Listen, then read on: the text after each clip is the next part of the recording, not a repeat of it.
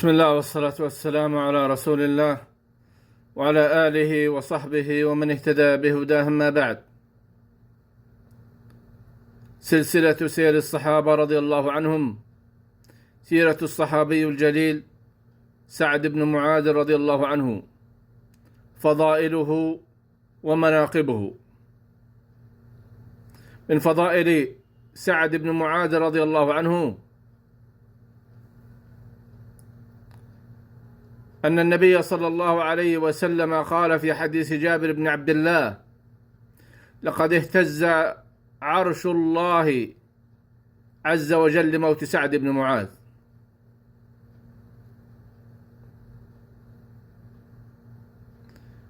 وعن البراء بن عازب رضي الله عنهما أن النبي صلى الله عليه وسلم أتي بثوب حرير فجعلوا يعجبون من حسنه ولينه، فقال: لمناديل سعد بن معاذ في الجنة أفضل أو خير منها.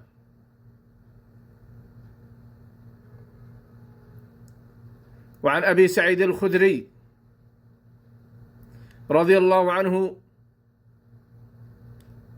أن يهود بني قريظة نزلوا على حكم سعد بن معاذ رضي الله عنه، فلما طلع على رسول الله صلى الله عليه وسلم قال: قوموا إلى سيدكم فأنزلوه. فأنزلوه، فقال رسول الله صلى الله عليه وسلم: احكم فيهم.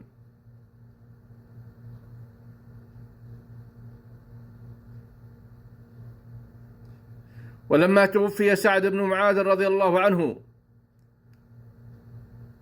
قال ناس من المنافقين: ما أخف سرير سعد أو جنازة سعد. فقال رسول الله صلى الله عليه وسلم: لقد نزل 70,000 ملك شهدوا جنازة سعد بن معاذ ما وطئوا الأرض قبل يومئذ.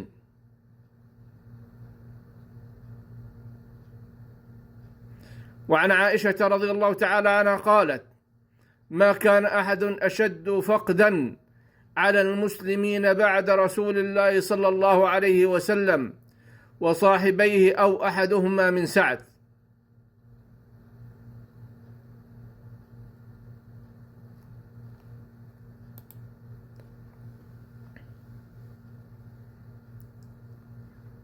وفي الصحيحين عن أنس بن مالك رضي الله عنه قال: أهدي للنبي صلى الله عليه وسلم جبة سندس وكان ينهى عن الحرير، فعجب الناس منها، فقال: والذي نفس محمد بيده لمناديل سعد بن معاذ في الجنة أحسن من هذا. لمناديل سعد بن معاذ في الجنة أحسن من هذا.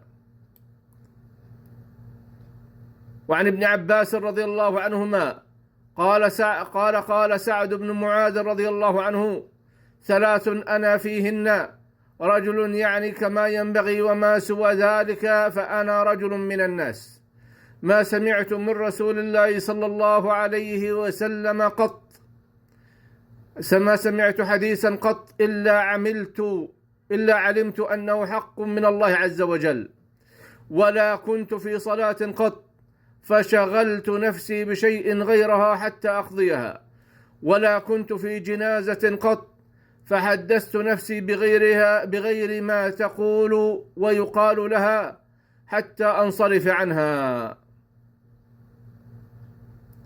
قال سعيد بن المسيب: هذه الخصال ما كنت أحسبها إلا في نبي.